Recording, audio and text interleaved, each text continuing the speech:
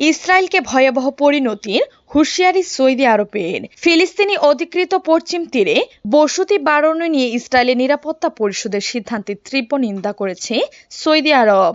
এই সিদ্ধান্ত নিলে ইসরায়েলকে ভয়াবহ পরিণতি ভোগ করতে হবে বলে হুঁশিয়ারি দিয়েছে রিয়াদ। খবর আরব নিউজের স্থানীয় সময় শুক্রবার এক বিবৃতিতে এই নিন্দা জানায় সৌদি পররাষ্ট্র মন্ত্রণালয়। সৌদি প্রেস এজেন্সি প্রচলিত ওই বিজ্ঞপ্তিতে বলা হয়, সৌদি আরব আন্তর্জাতিক আইনে চলমান ইসরায়েলি লঙ্ঘনের বিরুদ্ধে কঠোরভাবে আপত্তি জানাচ্ছে।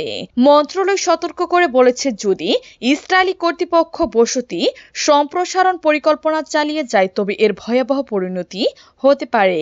এর আগে ইসরায়েলের কঠোরপন্থী অর্থমন্ত্রী বৃহস্পতিবার ঘোষণা দেন তার সরকার পশ্চিম তীরের বসতি সম্প্রসারণ ও ফিলিস্তিনি কর্তৃপক্ষের বিরুদ্ধে শাস্তিমূলক ব্যবস্থা গ্রহণ করবে।